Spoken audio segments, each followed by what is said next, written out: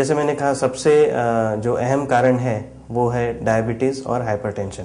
अगर शुगर बहुत लंबे समय तक अनियंत्रित रहे तो किडनी पे जो असर होना है वो जल्दी हो जाएगा।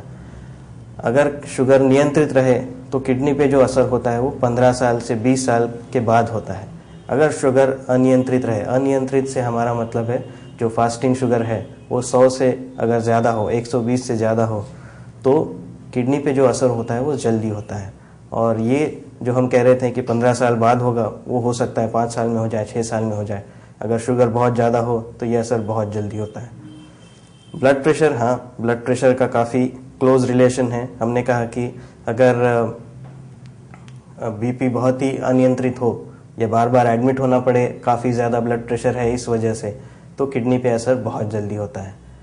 कई बार ये होता है कि जो शुगर के पेशेंट्स होते हैं, डायबिटीज़ के पेशेंट्स होते हैं, उनमें ये दोनों चीज़ें होती है, डायबिटीज़ और हाइपरटेंशन, और ये कॉम्बिनेशन बहुत ख़तरनाक है।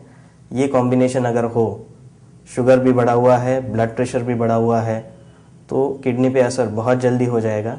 और इसीलिए इन लोगों को किडनी के रिपोर्ट्स हर कुछ समय में करते रहना ज़रूरी है।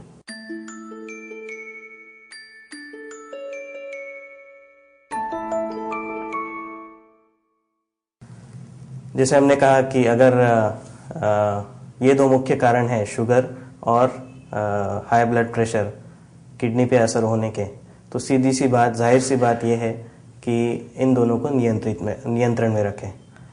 बीपी कंट्रोल में रहे, शुगर कंट्रोल में रहे। बीपी कंट्रोल में रहे का मतलब ये है कि बीपी 120 और 80, ऊपर का जो होता है इसे हम सिस्टोलिक कहते हैं, नीचे का जो होता है उसे हम डायस्टोलिक कहते हैं।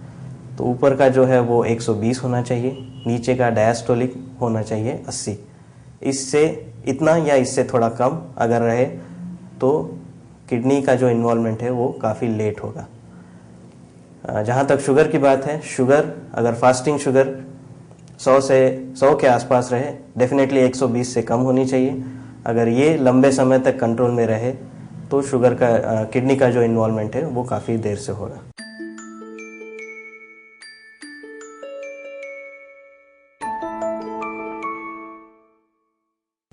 जब किडनी की बीमारी कई महीनों से है, कई सालों से है, तो बहुत सारे बदलाव होते हैं शरीर में।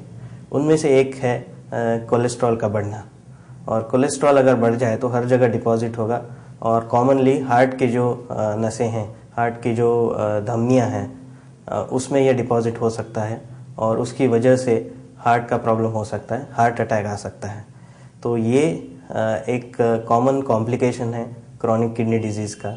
और इसके लिए जब शुरू में हम डायग्नोसिस करते हैं तो हम इन पेशेंट्स का कोलेस्ट्रॉल चेक करते हैं, हम इन पेशेंट्स का ईको करते हैं, हार्ट के बारे में हम बेसलाइन जांचें कर लेते हैं, और उसके बाद अगर ज़रूरत हो तो उस हिसाब से हम लोग ट्रीट करते हैं। दूसरा एक रिस्क फैक्टर है हार्ट डिजीज़ होने का, कैल्शियम बढ़ जाता है, फास्फोरस बढ़ जाता है, और ये दोनों मिलके जो हार्ट की धमनियां हैं उनमें भी डिपॉजिट हो सकता है, और इसलिए इन बातों को नियंत्रण में रखना ज़रूरी है। और हम ये टेस्ट नियंत्रित करते हैं, नियमित रूप से करते हैं, और उसको हम ट्रीट करते हैं।